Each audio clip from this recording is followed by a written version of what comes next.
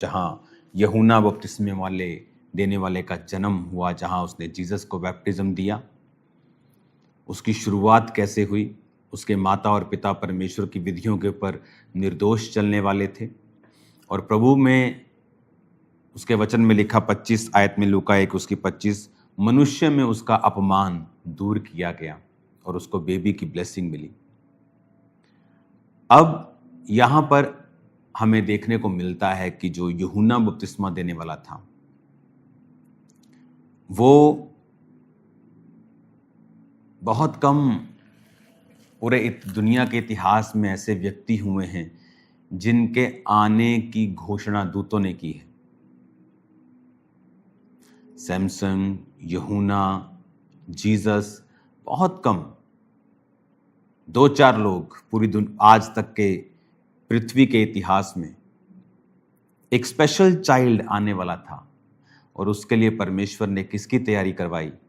उसके माता और पिता की, और वो निर्दोष थे। दानियल क्यों बचाया गया था शेरों की मान से? ये वचन कहता है वो निर्दोष था। उसने कहा कि मैं शेरों की मान से बचाया गया हूं राजा, क्योंकि मैंने तेरे सामने कोई भूल नहीं की और मैं परमेश्वर के सामने निर्दोष पाया गया। जब दुखी था, जबरदस्ती कैप्चर कर लिया गया, तब भी वफादार रहा। और आज लोगों की कई बारी मैं जीवनी को सुनता हूं, स्मॉल चीज के लिए परमेश्वर से नाराज होके अपने घरों में बैठ जाते और बोलते मैं नहीं, मैं खुदा से जुड़ा हुआ हूं। तुम नहीं जुड़े हुए खुदा से, तुम झूठे हो। झूठ है तुम्हारी स्पिरिट में। जो परमेश्वर के साथ जुड़े हुए वफादार लोग हैं वो कभी परमेश्वर से हटते नहीं। उनके जीवन में आने वाले बड़े दुख भी उन्हें परमेश्वर से हटा नहीं पाते। यहां तो एक वीजा के लिए लोग ऑफेंड हो जाते हैं, एक बच्चा नहीं हुआ तो ऑफेंड हो जाते हैं। वो विश्वासी थे ही नहीं। अगर वो होते तो ऐसा कभी ना करते। वचन कहता है कि बुढ़ापे में बेबी ना होने के बावजूद भी परमेश्वर के घर में वो सेवा के लिए मौजूद था कि काश उसका नंबर आ जाए तो वो सेवा करने के लिए जाए। एक्साइटेड था परमेश्वर के लिए। बेबी नहीं था तो भी परमेश्वर के लिए एक्साइटेड था। क्या आप एक्साइटेड हैं परमेश्वर के लिए? क्या विदाउट ब्लेसिंग भी आप खुदा का पीछा करने के लिए तैयार हैं?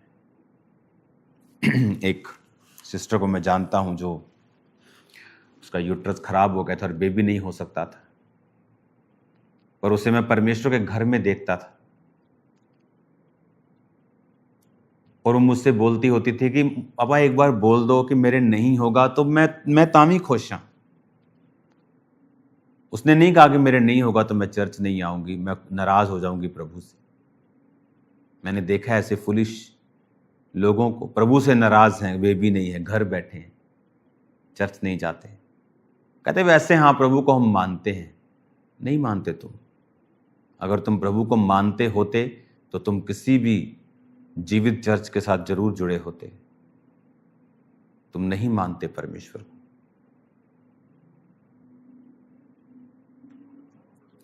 तुम परमेश्वर के भवन में रोपे जाकर उसके आंगनों में बढ़ते और फलते और फूलते हो।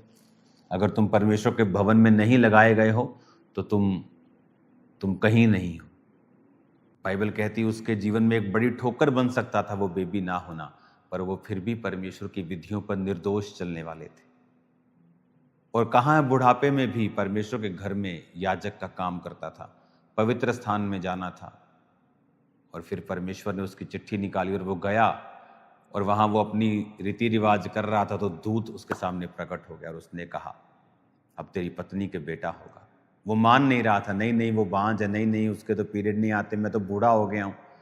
दूत ने कहा ये बोल बोल के अपना चमत्कार खत्म कर लेगा। उसने कहा तू गूंगा रहेगा जब तक तेरे बेबी नहीं होता तो गूंगा रहेगा। इसलिए उसको सजा नहीं दी थी कि उसके मुंह से ही उसका बेबी ना खत्म कर दे वो, तो उसके मुंह को बंद कर दिया गया था। जब बेबी हुआ और उसका नाम जब उसने लिखकर पट्टी पे दिया, इसका नाम यूहन्ना रखो, तो उसका जुबान खुल गया। परमेश्वर ने कहा बस हो गया, जो काम पूरा करना था मैंने कर लिया, अब इसको गूंगा रखने की जरूरत नहीं। क्या आप फेथफुल हैं, या आपके पास कोई ऐसा पॉइंट है जहां आप वीक हैं, जहां शैतान को पता है कि यहां हिट करूंगा तो इसकी साल्वेशन भी खत्म हो सकती है, खुदा के घर में जाने से रुक सकता है। अगर आप ऐसे हैं तो शैतान मेक श्योर करेगा आपका वो हिस्सा कमज़ोर ही रहे, ताकि आप फाइट करते रहें और उसके पास चांस हो आपको ख़त्म करने का।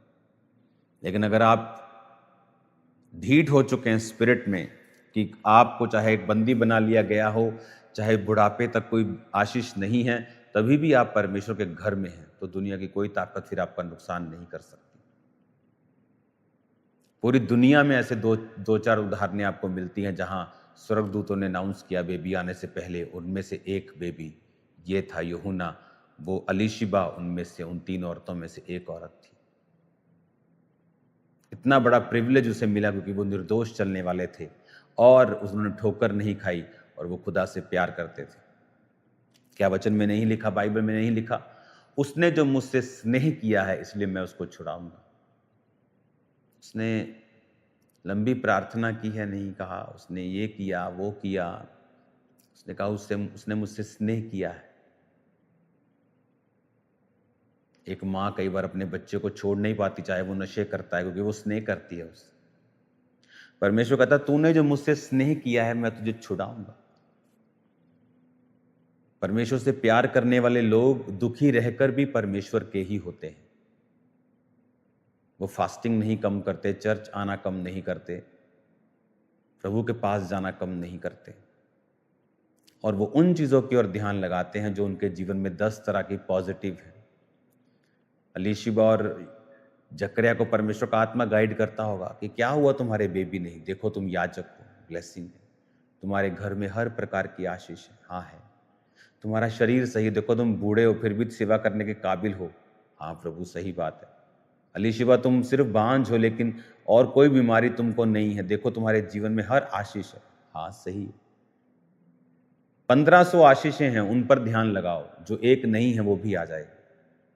और शैतान का काम है उन 1000 को भूल के उस पर ध्यान लगाओ जो परमेश्वर ने नहीं दिया, और उसके कारण प्रभु से दूर हो जाओ, ठोकर खाओ। प्रभु से दूर होने पर भी कुछ मिलता नहीं है।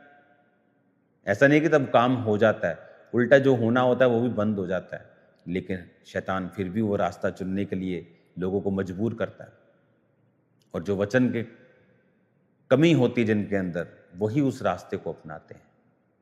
क्या परमेश्वर नहीं कर सकता? मैंने देखा है 8 बार मिस कैरेजेस के बाद, 4 IVF IUI फेल होने के बाद परमेश्वर ने चर्च से उनको संतान दी, और वो आज भी हैरान है कि हुआ कैसे। फिर एक नहीं हुआ, फिर कितने ही हुए। ऐसे कई टेस्टिमनीज हैं। आज मैं चर्च में देखता हूं जिनकी टेस्टिमनी, आज से जो सीडीज, चर्च की सीडीज आती होती थी, तो उनमें उनकी टेस्टिमनी थी कि परमेश्वर ने उसके गर्भ को खोला, डॉक्टर ने मना कर दिया बेबी नहीं होगा, बांझ थी वो कितने सालों से, एक दशक, 2 दशक, 20 साल, 10 साल मैरिज को हो गए, और परमेश्वर ने गर्भ को खोला। आज जब चर्च में उनको देते प्रेयर रिक्वेस्ट कोई और लेके आते तो 4 बच्चे, मैंने कहा 4 बच्चे हो, कहते हाँ। उसके बाद फिर प्रभु ने रास्तों को खोल दिया, एक बग, फिर दूसरा, फिर तीसरा, ये चौथा वो। मैंने कहा बस करो अब अब तुम्हारे हाथ में भी है। 4 बच्चों के साथ वो आती हैं आज, जो कभी एक बच्चे के लिए तरसती थी, जो दवाइयां खा के, ऑपरेशन करवा के थक गई थी। खुदा सब कुछ कर सकता है, लेकिन उन लोगों में से हैं जिन्होंने परमेश्वर को छोड़ा नहीं, उसके वचन को छोड़ा नहीं, अच्छी चीज़ों की ओर ध्यान लगा के परमेश्वर में बढ़ते गए, और वो ब्लेस हुए। हालेलुया। आगे बढ़ें, परमेश्वर के संग रहें, आपकी लाइफ सेम नहीं होगी। खुदावंद बड़े कार्य को करेगा और सामर्थी कार्य को करेगा।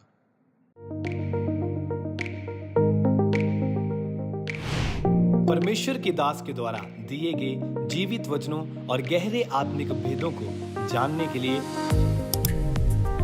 आप हमारे YouTube चैनल को अभी सब्सक्राइब करें और बेल आइकन को दबाना ना भूलें, ताकि हर एक नई अपडेट और अनाउंसमेंट सबसे पहले आप तक पहुंच सके।